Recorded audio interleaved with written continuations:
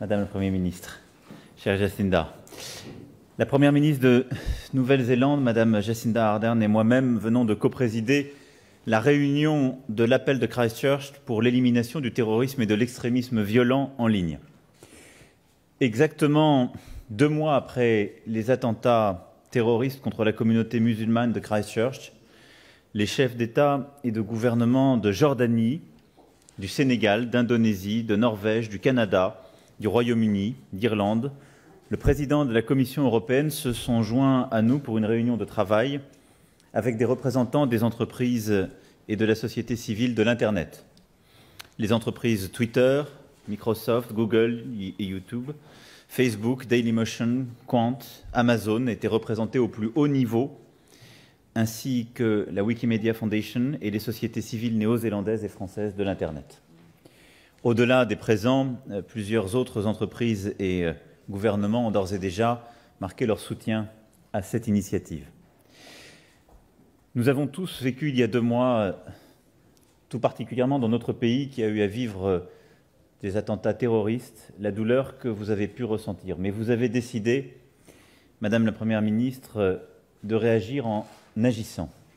Et c'est pourquoi je vous ai proposé il y a quelques semaines de pouvoir joindre les efforts et que l'initiative que vous aviez commencé à prendre pour lutter contre justement le terrorisme en ligne puisse rejoindre l'initiative Tech for Good lancée l'année dernière par la France et que nous puissions ensemble agir, et ce qui a donné lieu à cet appel à l'action.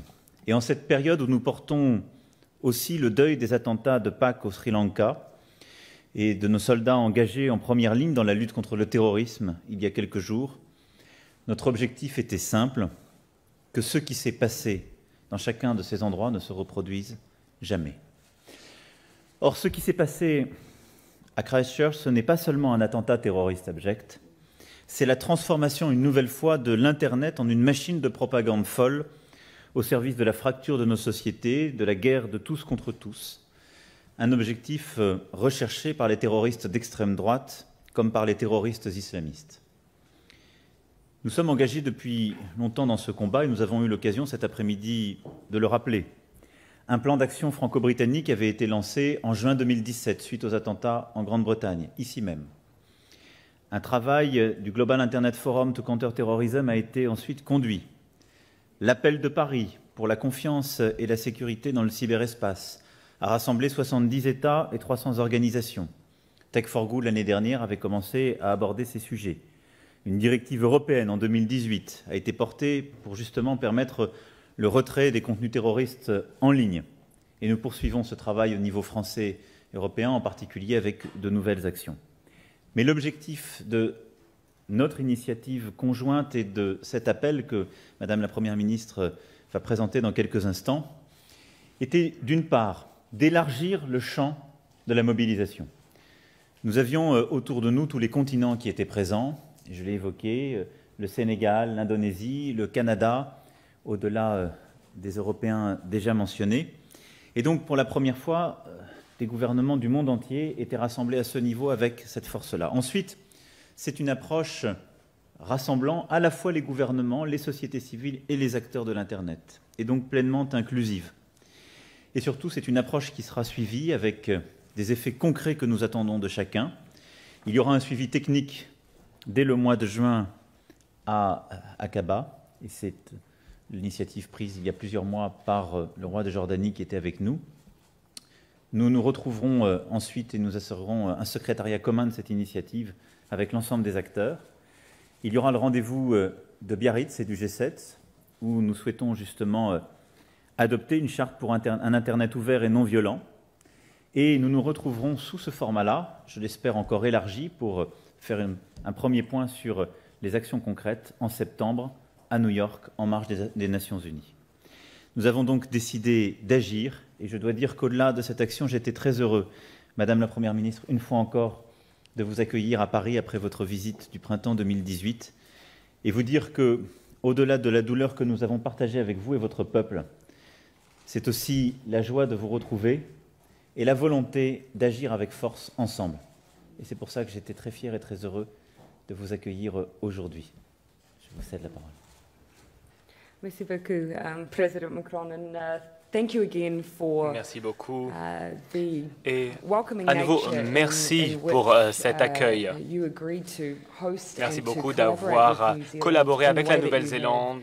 The fact that we have, after a phone call, Après I think un some coup de 6 weeks téléphone, ago, il y a environ find 6 semaines, ourselves, here, nous nous trouvons with an action ici plan to take us avec un forward plan with d'action both pour nous companies faire and avancer leaders avec from, les dirigeants a number des of entreprises, different countries around the les dirigeants table. de différents pays. Nous Speaks sommes to, réunis the autour d'une success of our table. cooperation, Cela and montre I want to le thank succès you de for notre that. coopération. Je tiens à nouveau à vous remercier. L'attentat du 15 mars à Christchurch a été un événement sans précédent, c'est-à-dire qu'il a utilisé les réseaux sociaux afin de diffuser ce message de terrorisme et d'extrémisme. 51 femmes, enfants de la communauté musulmane ont été tués et leur meurtre a été diffusé en ligne.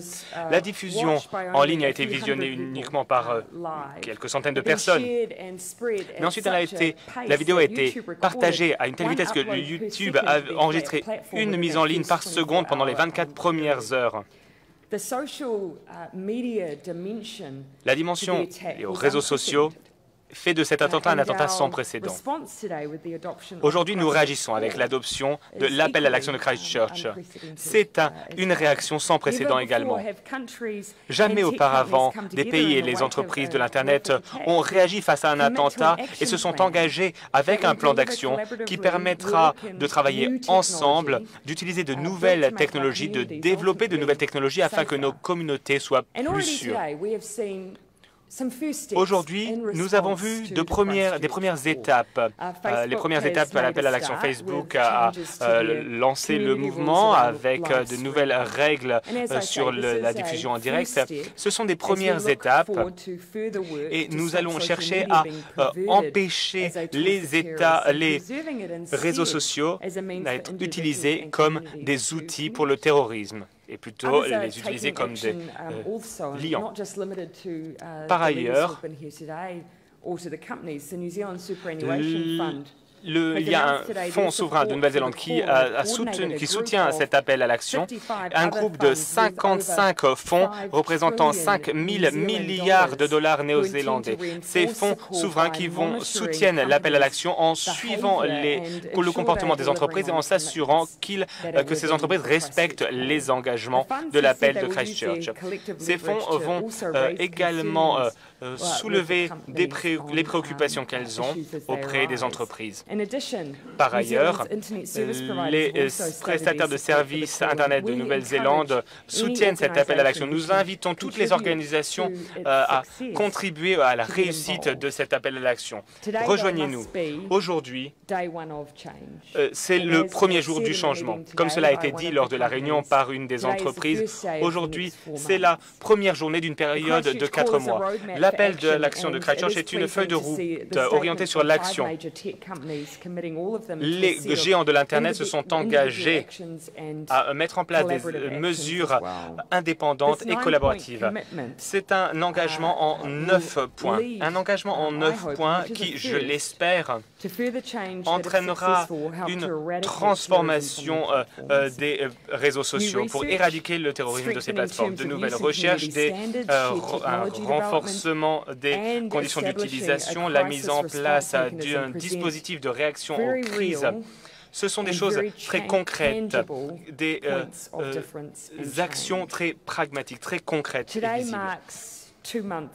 Aujourd'hui, cela fait 2 mois précisément que l'attentat a eu lieu à Christchurch. L'appel à l'action de Christchurch, c'est une réaction internationale à un attentat commis dans un pays, mon pays. Mais c'est un attentat qui a résonné dans le monde entier. Nous allons chercher à rendre nos communautés plus sûres. Cela nous encourage à travailler ensemble de concert afin d'obtenir des résultats. Et surtout, cet appel nous engage à créer un Internet plus humain. Un Internet qui ne peut pas être utilisé de manière haineuse par les terroristes. Et je suis convaincu que nous pourrons, grâce à l'appel, faire des progrès. Merci. Merci beaucoup, Madame la Première ministre. Thank you very much. So we can now take questions. Jo Moyer from Radio New Zealand. Question pour vous deux. Mark Zuckerberg était là la semaine dernière et il ne participe pas à cette réunion. Quel message cela lance? Il n'y avait pas non plus de représentants des États-Unis, bien qu'il participe au G7. Est-ce un message qui montre qu'il n'y a pas forcément de respect envers la communauté musulmane? Je vais laisser le président Macron parler spécifiquement de la réunion qu'il a eue avec le directeur de Facebook. Alors, bien évidemment, aujourd'hui, il y avait des représentants de Facebook. Ils ont annoncé des transformations de leur plateforme. Ce sont des premières étapes. Et ils appuient cet appel, ils soutiennent cet appel, ils l'ont adopté. C'était quelque chose de très important, une étape très importante pour l'appel à l'action de Christchurch. Concernant les États-Unis, vous savez, la déclaration que j'ai faite prouve bien qu'il y a un soutien assez large envers l'appel à l'action de Christchurch. Les États-Unis soutiennent les principes. Il y a un niveau d'engagement, un niveau de soutien. Et je pense que ce soutien montre bien que tout le monde souhaite éradiquer le contenu terroriste et l'extrémisme violent. Et ce sont des ambitions partagées par les États-Unis. Nous avions une très belle représentation autour de la table. Il y avait des pays,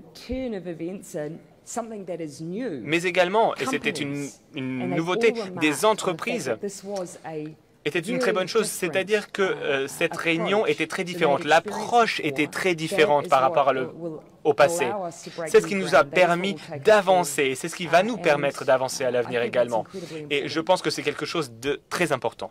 Pour ce qui est de Facebook, Mark Zuckerberg était en effet présent à Paris la semaine dernière. Nous avons eu un long échange et Facebook a été au cœur de beaucoup de difficultés liées à ces sujets. Et nous l'avons vu et nous en avons très clairement parlé aussi pour les différentes modalités de Facebook qui ont pu être utilisées par ou des terroristes dans le cadre d'attaques ou par des preneurs d'otages. La France a eu à vivre le cas très précis. Il n'y a pas eu, heureusement, de victimes, mais un preneur d'otages a utilisé les facilités de Facebook Live pour justement donner à voir ses gestes.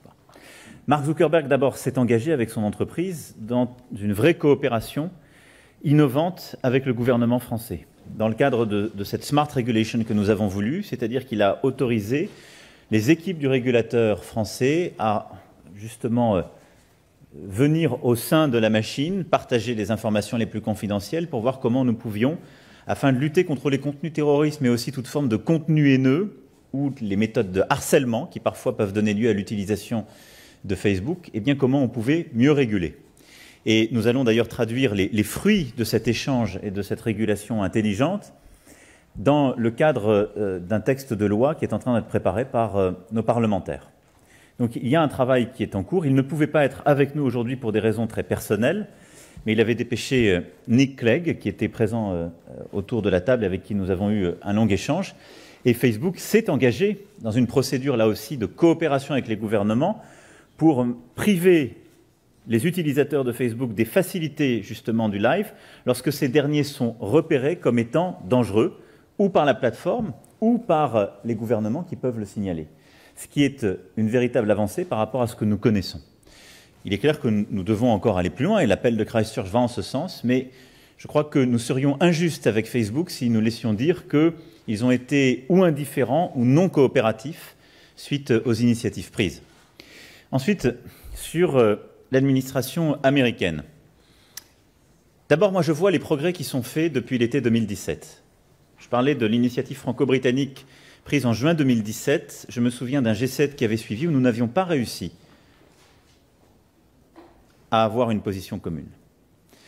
Et la présence tout particulièrement du Premier ministre Trudeau avec nous est un élément fort qui montre que dans le monde nord-américain, où, comme vous le savez, la liberté d'expression est une valeur très forte, essentielle, eh bien, on reconnaît qu'il est important, tout en la protégeant, d'aller vers plus de régulation de l'Internet parce qu'on doit créer un ordre public de l'Internet qui permet la libre expression des idées, mais aussi une meilleure régulation des contenus, tout particulièrement quand il s'agit de terrorisme. Et je crois que la présence du Premier ministre Trudeau dans la période en plus que vit le Canada, il est à quelques mois d'élection, marque son engagement personnel, l'engagement de son pays. C'était très important pour nous.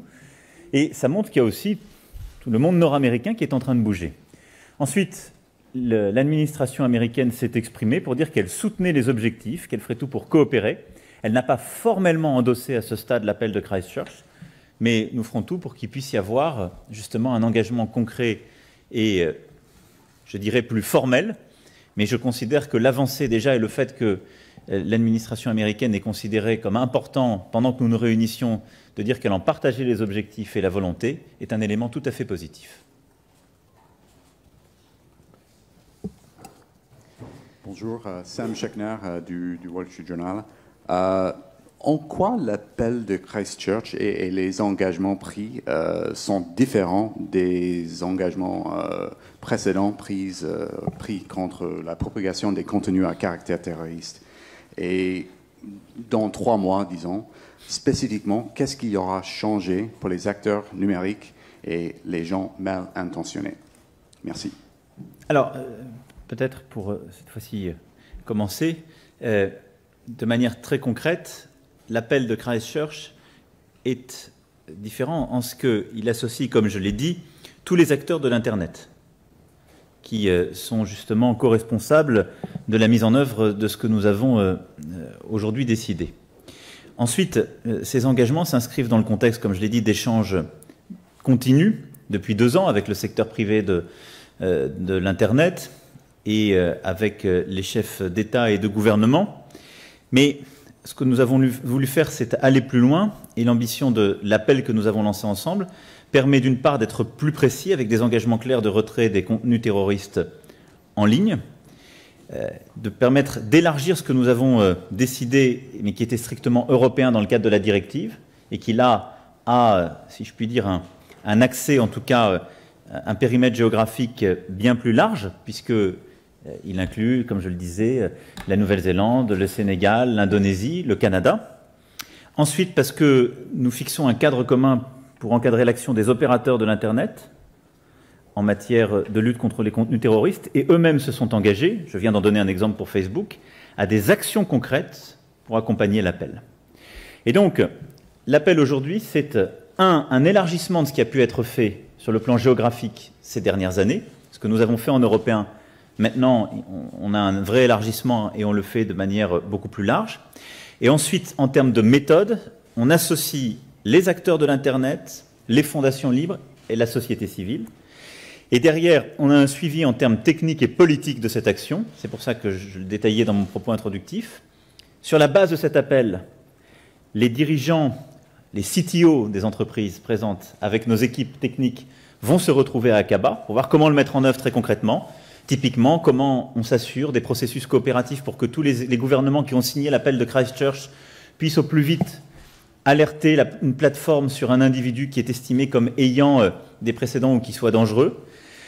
Quel type d'engagement prend la plateforme? Comment elle la met en œuvre concrètement? Et on va avoir des questions aussi concrètes et techniques que est-ce que, au-delà de la totalité et des contenus à caractère terroriste et des engagements en termes de rapidité de retrait des plateformes, eh bien, comment on empêche que ces contenus soient viralisés?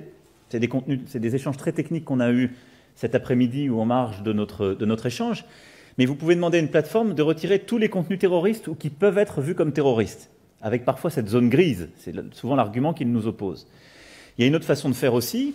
Donc, vous pouvez leur demander de la retirer dans l'heure, ce sur quoi jusqu'à présent on a travaillé. Il y a une autre façon de faire qui est de leur demander d'agir sur les contenus qui commencent à devenir viraux. Et donc d'avoir une action beaucoup plus forte à ce moment-là. Donc maintenant, sur la base de cet appel, ce que nous allons définir dans ce forum, ce sont en juin les conditions techniques pour le mettre en œuvre, et il y aura en septembre un rendez-vous où nous ferons 2 choses. Nous listerons les actions concrètes qui ont été prises sur la base de l'appel d'aujourd'hui. Nous listerons les contenus retirés sur la base des engagements pris aujourd'hui, et nous tenterons d'élargir le cercle et des entreprises et des pays qui se joignent à cet appel. Donc, moi, les principaux changements que je vois, c'est l'élargissement géographique, l'intensité de la relation, y compris sur le plan technique, avec les entreprises de l'Internet, et surtout un dispositif de suivi, parce que nous avons décidé, avec la Première ministre, eh bien, de mettre en place un secrétariat permanent ensemble pour faire le suivi. On va travailler très étroitement avec les Jordaniens qui ont lancé le processus d'Aqaba et auprès des Nations Unies de pouvoir faire le suivi technique et politique de tout cela. Just to reinforce exactly what the Merci. Pour rebondir sur ce que le président Macron a dit, tout est question de qui et de quoi en particulier. Donc, comme le président l'a dit, c'est sans précédent d'avoir un appel qui implique les entreprises de l'Internet et les pays par le passé. C'était soit l'un ou l'autre, et parfois c'était divergent. Aujourd'hui, ensemble, nous nous engageons vers une direction commune. Par ailleurs, le quoi est différent, le contenu. Il y a des forums qui existent, par exemple le Forum mondial Internet contre le terrorisme, un forum qui tourne autour de l'émergence et la présence de Daesh. Donc, dans l'appel de Christchurch, nous parlons d'extrémisme violent et de terrorisme, de contenu terroriste, mais nous gardons à l'esprit que l'idéologie derrière l'attentat de Christchurch était bien plus large. C'était un extrémisme, une violence, et donc il y a une différence également quant au contenu. Par ailleurs, les conclusions, le pratique, ce que nous cherchons est différent. Nous avons parlé de données, d'algorithmes, de recherche, les attentes autour des évolutions technologiques. Nous voyons qu'il y a un rôle à assumer par le Gift City, le Forum mondial de l'Internet contre le terrorisme. Ce forum a un rôle qui devrait être élargi et nous avons eu une conversation très pratique à ce sujet aujourd'hui. Par ailleurs, nous cherchons à avoir une unité de réaction aux crises. Si il y a un nouvel attentat qui se produit, comment nous assurer que nous avons une unité de réaction afin de nous assurer que les entreprises de l'Internet puissent réagir correctement? Nous pouvons avoir une unité coordonnée qui peut réagir immédiatement pour retirer le contenu. Les lois nationales ne peuvent pas réellement permettre d'obtenir ce genre de résultats. Yes, hi, it's Derek Ching here from the New Zealand Herald. Oui, bonjour, je viens du New Zealand Herald. Vous avez parlé de l'attentat de Christchurch. Est-ce que vous pouvez garantir que cet appel de Christchurch permettra de réussir le test de Christchurch? Est-ce que les États-Unis, alors comme je l'ai dit précédemment, nous avons eu des contacts à de très haut niveau avec les Américains, et encore aujourd'hui, et j'espère que nous allons continuer à travailler ensemble à l'avenir. On voit, les États-Unis ont fait une déclaration, et je n'ai pas à parler en leur nom. Je pense que leur déclaration prouve bien qu'ils soutiennent le principe de l'appel. Concernant le test de Christchurch, je suis convaincu que nous devons continuer à être pragmatiques. Nous travaillons aujourd'hui. Ce travail fera une différence à l'avenir. Nous savons très bien, puisque Facebook a fait une déclaration, qu'avec leur changement de pratique, les terroristes ne pourront pas à nouveau diffuser en direct un attentat. Bien évidemment, c'est un élément parmi tant d'autres de notre travail. Évidemment, nous souhaitons essayer d'empêcher les attentats, éviter que des vies soient perdues. C'est la raison pour laquelle nous avons également parlé du rôle des gouvernements. Les gouvernements qui doivent essayer de supprimer la radicalisation, lutter contre les idéologies de haine. Ce sont des questions encore plus épineuses, mais je suis convaincu que c'est ce que représente le test de Christchurch. Est-ce que l'on peut supprimer la diffusion directe et surtout, est-ce que l'on peut supprimer la haine en elle-même? Juste un mot pour revenir sur en quoi, en effet, ce qui a été dit aujourd'hui pourrait prévenir et passer le Christchurch test. D'une part, Madame la Première ministre vient de le dire, l'engagement pris par Facebook de manière claire, compte tenu des caractéristiques du terroriste, aurait conduit à ne pas lui permettre d'utiliser la facilité du Facebook Live. Mais je crois que ce qu'il faut voir de manière très claire par rapport à ce sur quoi on avance, sur les contenus terroristes, L'engagement pris par les entreprises aujourd'hui qui étaient là autour de la table, c'est un retrait immédiat et permanent. L'engagement pris, que nous allons élargir par Facebook, qui là aurait touché le cas précis, c'est de mieux réguler le live streaming et de sortir de cette facilité les publics sensibles, dont cette personne. Ça, c'est ce qu'on fait sur les contenus à proprement parler terroristes, c'est les individus définis comme sensibles. Et puis, il y a tout un autre continent qui sont les contenus haineux, ou ce qui peut conduire à ces actions. Ce qui est cette zone grise beaucoup plus complexe, sur laquelle nous sommes en train de travailler. Et là, le forum qu'on a créé va nous permettre d'avancer, et c'est toute la discussion que j'évoquais tout à l'heure et qu'on a déjà eue avec Facebook. C'est-à-dire, typiquement, cette personne, elle a été conduite jusque-là, et d'ailleurs ça a été montré parce qu'elle avait eu accès en ligne à des contenus de caractère raciste, ce qui peut être le cas pour des contenus antisémites, racistes, haineux, prônant le terrorisme islamiste, donc toute forme de contenus haineux qui peuvent mener à l'acte de terrorisme, même s'ils ne sont pas définis comme terroristes. C'est sur ce sujet qu'on doit avancer sur de la régulation intelligente, parce que sur ce sujet, les plateformes nous disent à juste titre, ça vous ne pouvez pas nous l'interdire, c'est pas terroriste. Et donc c'est cette zone grise. Donc d'abord, il y a ce que nous interdisons dans chacun de nos pays par la loi, et ensuite, il y a là une coopération nouvelle à faire avec les plateformes pour permettre, d'une part, de définir les responsabilités des plateformes lorsqu'elles véhiculent ou font répandre de tels discours de haine. Ensuite, il y a à définir les modes de coopération que ces plateformes doivent avoir avec les gouvernements. C'est-à-dire, typiquement, quand on a défini les caractéristiques dans nos lois sur le plan légal, eh bien, s'assurer que les plateformes coopèrent très rapidement, retirent ces contenus et nous permettent d'identifier ceux qui les diffusent. Ce qui, en termes de prévention par rapport à ce que vous avez vécu, aurait permis, je pense, aussi d'avoir de l'efficacité. Monsieur le Président, Madame la Première ministre, Rim Momtaz pour Politico. Le règlement européen en cours de discussion à Bruxelles demande aux plateformes de retirer les contenus haineux et terroristes sous un délai d'1 heure. L'appel de Christchurch parle d'un retrait immédiat. Quel délai va primer et comment allez-vous pouvoir l'imposer ? Et je veux rajouter une dernière question aussi au président Macron. On voit une alerte d'AFP qui cite Madame Angela Merkel qui reconnaît avoir une relation conflictuelle avec vous dans une interview. Donc, est-ce que vous pouvez commenter ? Oui. Alors, sur le premier point, je voudrais être très précis, parce que je sais la complexité de ce sujet. La directive européenne, elle parle de cette fameuse golden hour pour les contenus terroristes, pas haineux. Parce qu'il y a cette zone grise sur les contenus haineux, qui est ce que j'évoquais, qu'on va nous définir dans la loi, la proposition de loi dite Avia, et qui ensuite conduit à tout un travail de régulation et de partage. Donc c'est les contenus terroristes, parce que là, la définition est claire, elle est stricte, elle est ferme. Sincèrement, quand on les retire dans l'heure ou immédiatement, on est quasiment à la même chose. C'est simplement je crois qu'il ne faut pas là-dessus faire de distinguo, et il n'y en a pas. On est sur le même objectif, la même fermeté. C'est là où l'appel de Christchurch, comme je le disais, permet d'élargir ce qui a été décidé, enfin, ce qui est acté dans le cadre de la directive européenne, à d'autres géographies et à d'autres pays. Mais au-delà de cela, l'appel de Christchurch permet de mettre en place une méthodologie de coopération avec les acteurs de l'Internet et les sociétés civiles, là où une directive, ce qui est normal, dit le droit et la loi. Notre but, c'est en effet, au-delà des contenus terroristes, tels que prévus par la directive européenne, de renforcer cela en étant beaucoup plus strict sur le retrait des contenus haineux, qui peuvent donc conduire au terrorisme, mais plus largement à de la violence dans la société.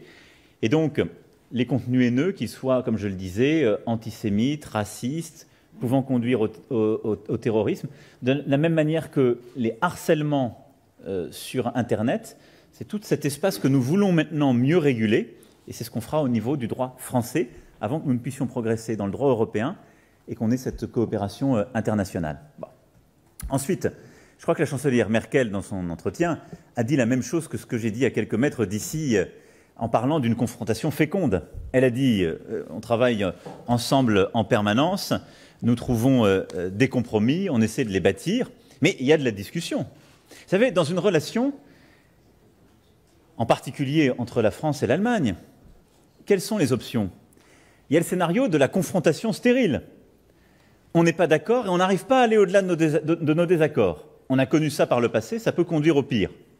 soit à l'impuissance, soit à la guerre. Il y a un autre scénario qui est l'entente stérile. C'est-à-dire, on ne veut tellement pas dire ou laisser dire qu'on peut être en désaccord qu'on ne décide plus rien. Ça aussi, on a connu par le passé. Donc, on fait des conférences de presse inutiles et on laisse l'Europe s'endormir parce qu'on ne veut pas être en désaccord sur quoi que ce soit.